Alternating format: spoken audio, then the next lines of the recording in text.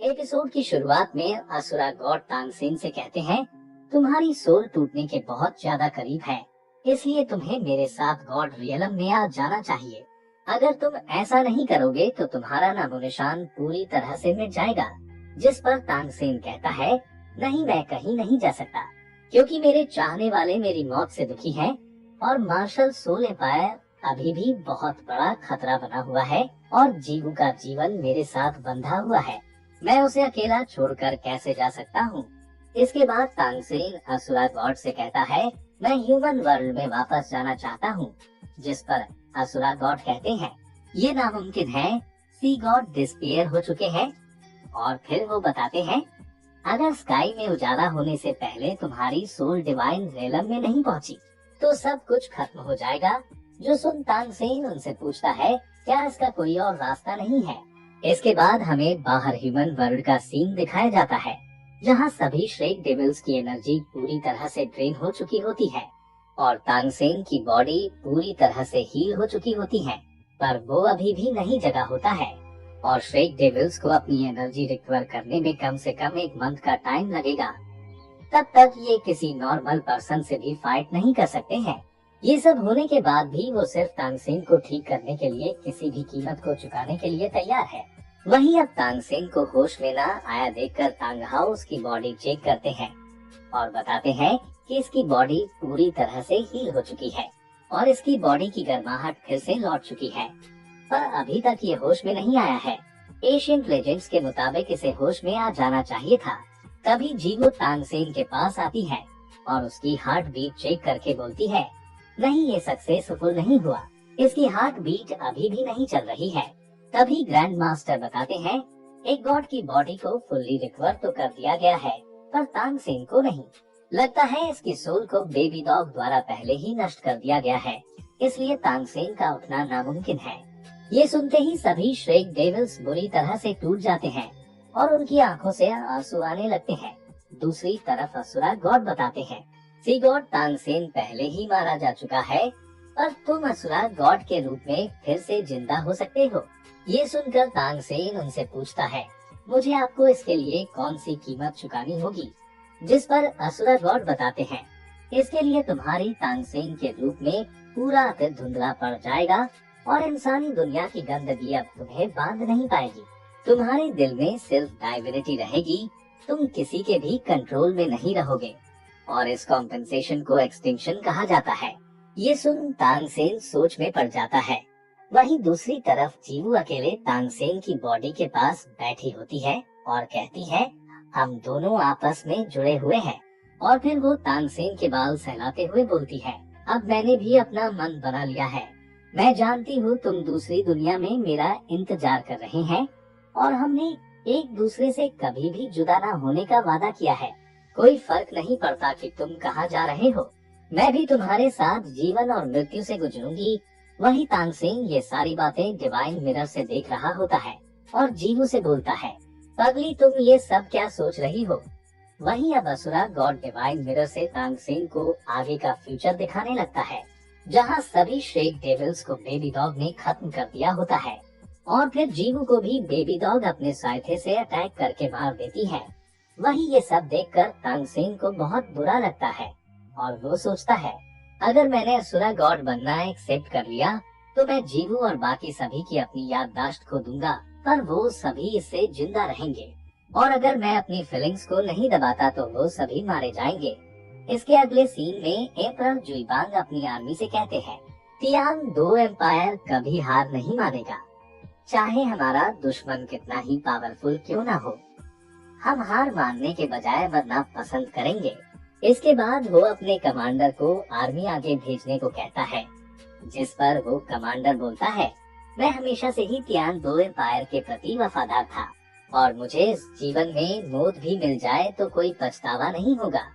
दूसरी तरफ जीवू तानसेन से कहती है, भले ही तुम जहाँ गए हो वो दुनिया कितनी भी बड़ी हो, पर मैं अपनी सोल को बाउंड करके भी तुम्हें खोजूंगी, भले ही मुझे इसमें कितना भी समय लग जाए। मैं तब तक तुम्हें खोजूंगी, तब तक मैं मौत के साथ तुमसे न मिल जाऊं। जिसके साथ ही जीवू तानसेन को छोड़कर वहाँ से जाने लगती है और जाते वक्त उसकी आंखों से आंसू भी आ रहे होते हैं। वहीं ये सब डिवाइन मिरर से देखकर तानसेन परेशान होता है। तभी असुरा गॉड उसे बताते हैं, जिसे तुमने अपना माना और जिसे तुम सबसे ज्यादा प्यार करते हो, वो तुमसे दूर जाने वाली है, तो तुमने अब क्या सोचा है? इतना तो हमें भी पता है कि तानसेन जीवू को मरते नहीं देख सकता, इसलिए वो असुरा गॉड की इनहेरिटेंस को एक्सेप्ट कर लेता है। तानसेन के ऐसा करने के साथ ही उसकी बॉडी में असुरा गॉड का डिवाइन ऑरा एंटर करने लगता है, जिससे तानसेन का हार्ट रिपेयर होने लगता है। और साथ ही इस प्रोसेस में तानसेन को अपने बीते हुए पलों की, अपने दोस्तों के साथ की सभी यादें याद आने लगती है, क्योंकि वो अब धीरे धीरे करके मिट रही थी। उसे वो सब यादें याद आती है जो उसने बचपन से लेकर अब तक अपने दोस्तों, परिवार और अपने चाहने वालों के साथ बिताई थी। इसके बाद बाहर हम देखते हैं तानसेन के हेयर व्हाइट हो जाते हैं और उसकी बॉडी पूरी तरह से डिस्पेयर हो जाती है और असुरा गॉड के डिवाइन वर्ल्ड में आ जाती है। यहाँ तानसेन की बॉडी में जैसे जैसे असुरा गॉड का डिवाइन ऑरा समाने लगता है, वैसे वैसे तानसेन का स्वरूप बदलने लगता है। पर अब उसकी बॉडी पर पहले से भी खतरनाक और अच्छा दिखने वाला आर्मर आ चुका होता है, जिसे देखकर तानसेन भी खुश होता है। तानसेन के गॉड बनने की इस प्रोसेस में कुछ ऐसे सीन भी होते हैं जिन्हें एक्सप्लेन नहीं किया जा सकता है, पर उन्हें देखकर सिर्फ फील किया जा सकता है, जिसका हम कई दिनों से इंतजार कर रहे थे। जैसे ये तानसेन का फ्लाई करके कई वर्ल्ड्स को पार करके अपनी असुरा स्वॉर्ड के पास जाना, जो ये दर्शाता है कि तानसेन अब सभी गॉड्स में सबसे ऊपर है। और फिर उसके पीछे कई सारी असुरा स्वॉर्ड्स का आना, जबकि अभी तक उसके पास असुरा गॉड की स्वॉर्ड है ही नहीं। उसका खतरनाक ऑरा रिलीज करना, अब जैसे ही तानसेन पूरी तरह से असुरा गॉड बन जाता है, वैसे ही बैटलफील्ड में रेड कलर का ऑरा जनरेट होने लगता है और पूरे आसमान को कवर करने लगता है, जो देखकर तियान दो आर्मी के सभी कमांडर और ग्रैंड मास्टर के साथ बाकी सभी भी हैरान होते हैं। उन्हें बिल्कुल भी समझ नहीं आ रहा होता है कि यहाँ पर क्या हो रहा है। तभी इनके सामने तेज रेड लाइट गिरती है और फिर उनके आगे एक पोर्टल ओपन होने लगता है, जिसमें से तानसेन अपने असुरा गॉड के 6 हैंड्स के साथ बाहर आने लगता है। वहीं दूसरी तरफ जियालिन पास में बेबी डॉग की आर्मी तियान दो आर्मी को खत्म करने के नारे लगा रही होती है। तभी बेबी डॉग को भी ये ऑरा महसूस होता है और वो समझ जाती है कि तानसेन फिर से आ चुका है, पर उसे समझ नहीं आता है कि ये सब कैसे हो गया।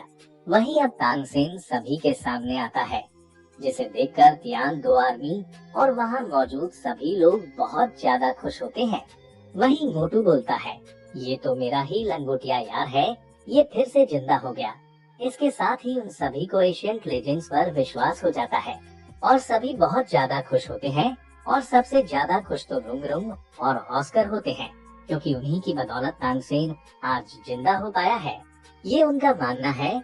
वहीं बेबी डॉग सोचती है, ये नामुमकिन है, उसकी डिवाइन सोल को तो मैंने तोड़ दिया था, तो ये कैसे मुमकिन है कि उस सोल को फिर से फ्यूज कर दिया गया हो। वहीं ये देखकर कियान रैक्शर बोलती है, मुझे पहले ही पता था तुम इतनी आसानी से नहीं मारोगे। वहीं अब तानसेन पूरी तरह से इमोशनलेस हो चुका होता है और वो अपनी आंखें खोलते ही सबसे पहला अटैक जियालिन पास पर करता है, जिससे वहाँ पर भयंकर तबाही मचती है और कई सारे सोल्जर्स मारे जाते हैं। वही तानसेन का ये रूप देखकर मुबाय बोलता है, तानसेन में कुछ बदलाव लग रहे हैं, जिस पर ग्रैंड मास्टर बताते हैं, तानसेन अभी डेथ लाइन को तोड़कर वापस आया है। जरूर इसके लिए उसे कोई बड़ी भारी कीमत चुकानी पड़ी होगी। ये सुनकर जीवू बोलती है, इससे कोई फर्क नहीं पड़ता कि उसे क्या हुआ है, मायने ये रखता है कि वो वापस आ चुका है। दूसरी तरफ अब बेबी डॉग अपने साइथे से तानसेन पर एक पावरफुल अटैक करती है, पर हम देखते हैं तानसेन ने उसे बस अपने सिंगल हैंड से ही रोक लिया होता है और फिर तानसेन घुमाकर बेबी डॉग को एक जोरदार पंच मारता है, जिसका इम्पैक्ट इतना खतरनाक होता है कि बेबी डॉग बुरी तरह से इंजर्ड हो जाती है और जहाँ पर गिरती है वहाँ पर भी धमाका होता है। और हुलिना ये देखकर हैरान रहती है और बोलती है, रोसडिके ये कैसे पॉसिबल है। ये कहने के साथ ही ये पार्ट यहीं पर खत्म होता है। इसका अगला पार्ट जल्दी डालने की कोशिश करूँगा। तब तक के लिए सब्सक्राइब करके बेल आइकन को जरूर से ऑन कर देना, ताकि अगले पार्ट की नोटिफिकेशन आपको सबसे पहले मिले। chosen people.